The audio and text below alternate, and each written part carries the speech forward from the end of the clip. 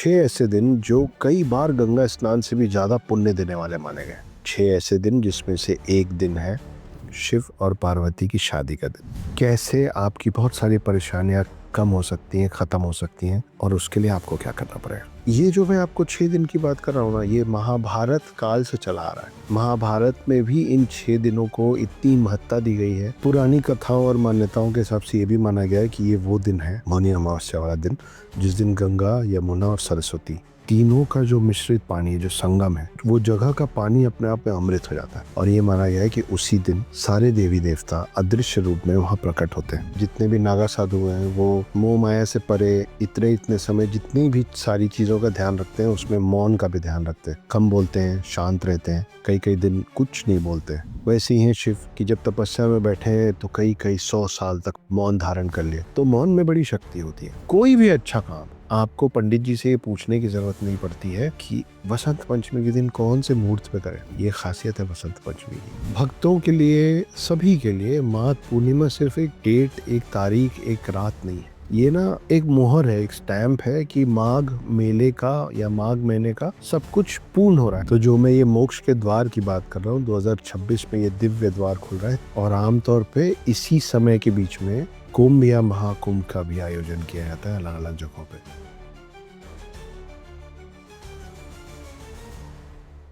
आप सभी को अक्षत का शत शत नमन। जी, मैं फिर आ गया हूँ आप लोगों के समक्ष कुछ नई बातें लेकर। इस बार क्या लेके आया हूँ अक्षत?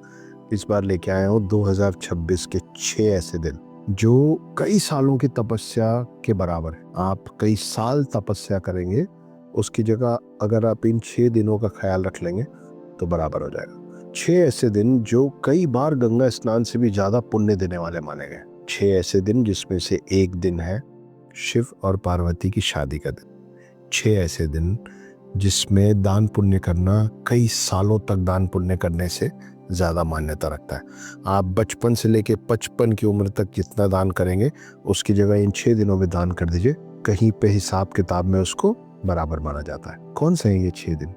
उसी पे आ रहा हूँ। आपने सुना है, पढ़ा है, देखा भी है कि किसी भी चीज की शुरुआत अच्छी होनी बहुत जरूरी। नया साल, हैप्पी न्यू ईयर जो है 31 दिसंबर, उसके अलावा भी पंचांग के हिसाब से नया साल अलग तरीके से शुरू होता है। वो 31 दिसंबर नहीं होता है। और नया साल जब शुरू होता है तो कुछ नई चीजें करने में कुछ नए फल मिलते हैं। तो ये कौन से 6 दिन है? उन 6 दिनों की महत्ता क्या है? उन 6 दिनों में हमको क्या क्या करना चाहिए? क्या खासियत है इन 6 दिनों की? जिसमें से एक दिन है, जैसा कि मैंने बताया, महाशिवरात्रि का दिन। पर महाशिवरात्रि के दिन के अलावा 5 और दिन कौन से, उस पर चर्चा करेंगे। क्यों है ये दिन अद्भुत? कैसे आपकी बहुत सारी परेशानियां कम हो सकती हैं, खत्म हो सकती हैं, कैसे वो पुण्य देंगी, और उसके लिए आपको क्या करना पड़ेगा। आइए शुरू करते हैं। हम सब लोगों ने ना एक वाक्य सुना हुआ है कि ये तूफान के पहले का सन्नाटा है, ये तूफान के आने के पहले की शांति है। हमने ये भी सुना है कि शांति में बड़ी शक्ति होती है। शांति को मौन कहते हैं। नागा साधुओं से लेके स्वयं महादेव तक सब मौन धारण करते हैं अलग अलग वक्त पे। जब आप शांति से मौन में बैठते हैं, और वो भी अगर आप मौनी अमावस्या के दिन बैठते हैं, तो उसका फल बहुत ही अलग होता है। मौन को चुप्पी भी कहते हैं, सुना हुआ शब्द है। मौन में इतनी शक्ति होती है कि आपके कर्म और आपके मन सबको रीसेट करने की क्षमता रखता है। एक दिन का मौन, मौनी अमावस्या के दिन, अगर आप पूरे विधि विधान से उस दिन की प्रक्रिया, उस दिन की पूजा पाठ को मौन रह के कर पाए, तो आप ये समझिए कि आप अपने जीवन के कई सारे पड़ाव उस एक मौनी अमावस्या के दिन पूर्ण कर सकते हैं। बहुत सारी खासियत है, मैं और भी उदाहरण दूंगा। ये जो मैं आपको 6 दिन की बात कर रहा हूँ ना, ये महाभारत काल से चला आ रहा है। महाभारत में भी इन 6 दिनों को इतनी महत्ता दी गई है और इन 6 दिनों का जिक्र है।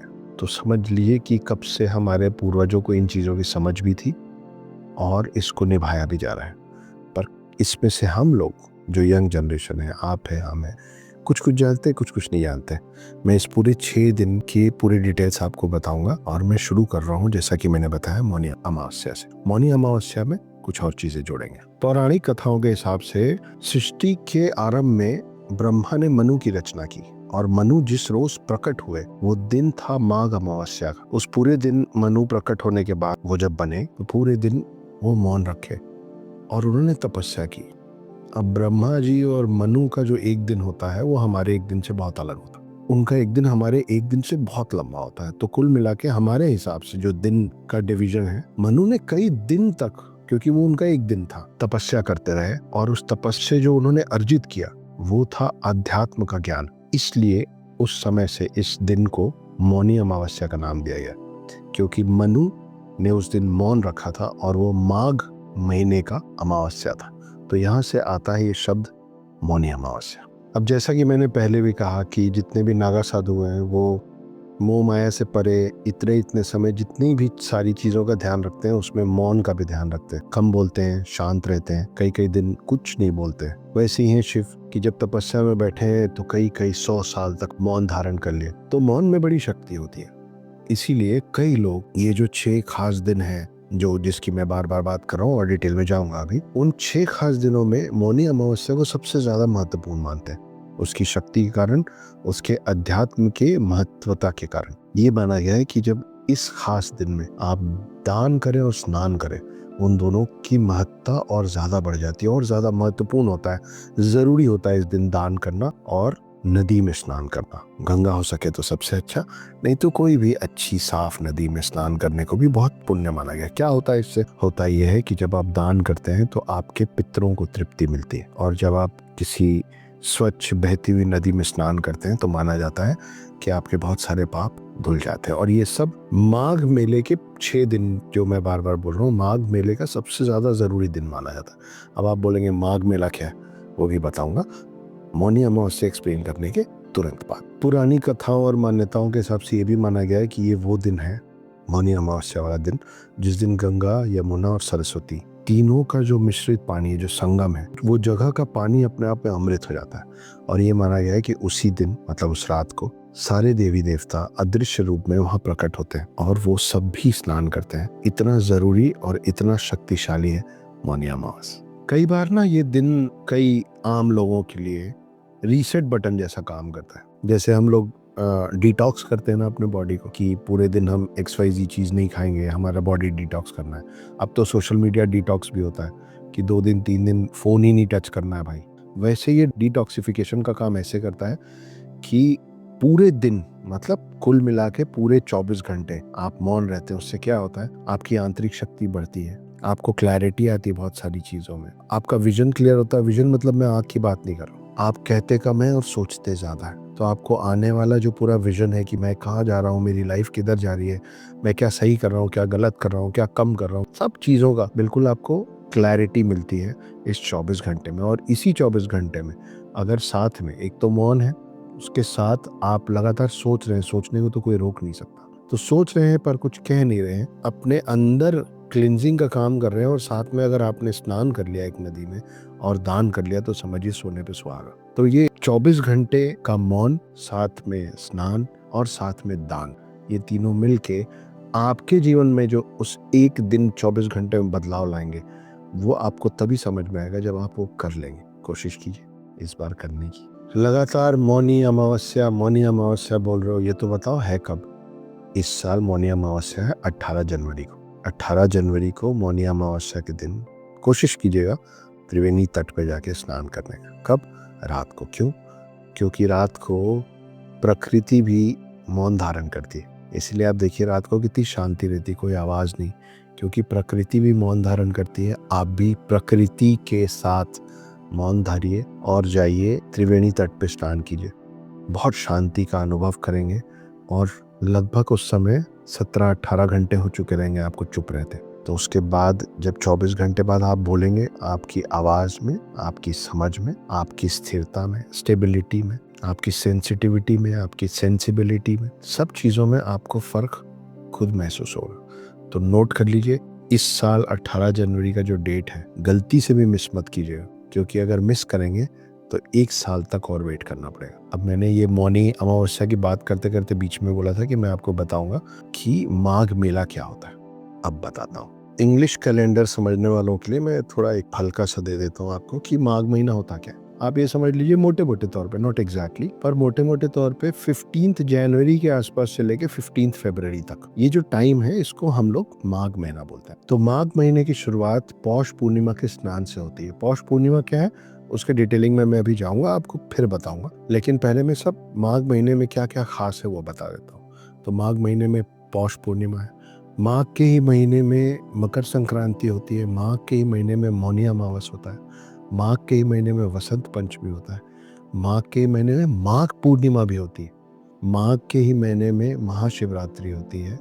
इसी माघ महीने के दौरान कल्पवास भी किया जाता है और आमतौर पे इसी समय के बीच में कुंभ या महाकुंभ का भी आयोजन किया जाता है अलग अलग जगहों पे। इन्हीं सारी शुभ तिथियों के कारण माघ के पूरे महीने को बहुत पुण्यदायी माना गया है। जिस रोज जो कहा जा रहा है करें, दान पुण्य करें और जो भी विधि विधान से पूजा है वो करें, और उसका जो फल है वो, जैसा कि मैंने शुरू में कहा कि कई तपस्याओं के बराबर इस माघ महीने की इन 6 दिनों की महत्वता है और उसका फल भी उसी प्रपोर्शन में आपको मिलता है। संस्कृति हो या धर्म हो, शुरुआत अच्छी होना जरूरी है। अंग्रेजी में भी कहा गया ना, first impression is the last impression. हम सब फिल्में देखते हैं, फिल्म कौन सी देखने थिएटर जाना है वो क्या डिसाइड करता है? उसका ट्रेलर और टीजर।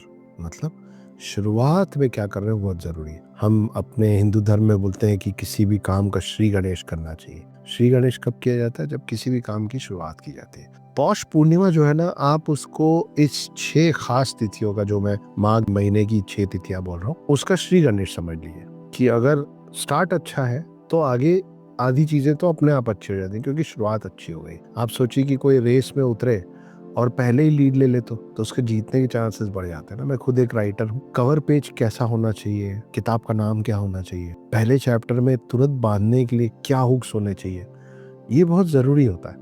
और ये हर जगह हर काम में जरूरी होता है कि शुरुआत अच्छी हो। तो पौष पूर्णिमा को आप माघ महीने की पुण्यदायी 6 तिथियों का स्टार्ट समझ लीजिए, श्री गणेश समझ लीजिए। अब बताता हूँ कि पौष पूर्णिमा असल में होता क्या है, आइए जानते हैं। पौष पूर्णिमा की सबसे खास बात ये मानी गई है कि एक संकल्प उस दिन पूरा करने का मतलब होता है ब्रह्मा जी के जीवन का एक दिन के बराबर पुण्य मिलना। इसलिए अभी जो पौष पूर्णिमा आने वाली है उसको हर महीने आने वाली पूर्णिमा जैसा बिल्कुल समझने की गलती मत कीजिएगा। ये बहुत खास पूर्णिमा का दिन है, पहली बात। दूसरी बात, अरे अच्छे काम तो मकर संक्रांति के दिन से शुरू होते हैं, ये मत सोचिएगा। आपको जो मैंने बताया कि ये श्री गणेश है अच्छे कामों की शुरुआत का, तो ये मिस मत कीजिएगा कि मकर संक्रांति के दिन से ये मकर संक्रांति के पहले आता है। और मकर संक्रांति और बेहतर हो इसके लिए जरूरी है कि आप पौष पूर्णिमा के दिन वो संकल्प जरूर करें। तो मत्स्य पुराण के अनुसार कल्पवास में अगर आप तिल, गुड़ और वस्त्र का दान करें तो उससे आपको अश्वमेघ यज्ञ करने पे जो फायदे होते हैं, आपको जो फल मिलता है वो मिलता है कल्पवास में तिल, गुड़ और वस्त्र दान करने से। एक और मान्यता है, मान्यता यह है कि कल्पवास के दौरान शैया दान की जाती है, साजिया दान भी बोलते हैं।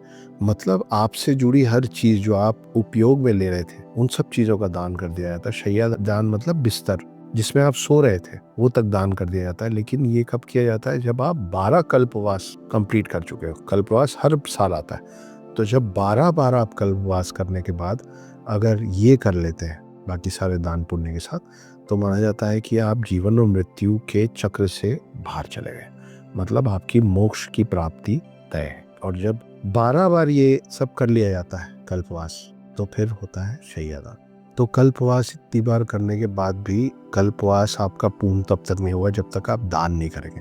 और जब आप कल्पवास 12 बार करने के बाद दान पुण्य करते हैं तो आप समझिए कि आपके लिए मोक्ष का द्वार खुल जाता है। जीवन और मृत्यु के जो फेर में हम फंसे हुए हैं कि हम जाते हैं फिर हमारा पुनर्जन्म हो जाता है, इस पूरे चक्र से आप बाहर चले जाते हैं। ये होता है कल्पवास, और ये होता है कल्पवास में शैया दान करने से अपने से जुड़ी हर चीज। ये समझ लीजिए कि आप डे टू डे जिन चीजों को यूज करते हैं ना, उससे आपका जुड़ाव हो जाता है, आपका लगाव हो जाता है। जब आप उससे डिटैच हो जाते हैं, होता है ना कि मुझे इसी तकिए पे नींद आती है, मुझे इसी रजाई में नींद आती है, ये सब का दान अचानक से, तो आप डिटैचमेंट वाले प्रोसीजर में जाते हैं। और मोक्ष क्या है? मोक्ष इज मोर और less the same thing, detachment from everything that you know, everything that is dear to you, materialistic and humans, dogs, pets, anything. तो इन सब चीज़ों में जितने मटेरियलिस्टिक चीज़ें हैं, जब आप उसको दान करते हैं जो आपके डे टू डे यूज़ में आती है, तो आप बार बार डिटैचमेंट के प्रोसेस को और स्ट्रॉन्ग करते जाते हैं, और तब जाके आप मोक्ष के द्वार पे पहुंचते हैं।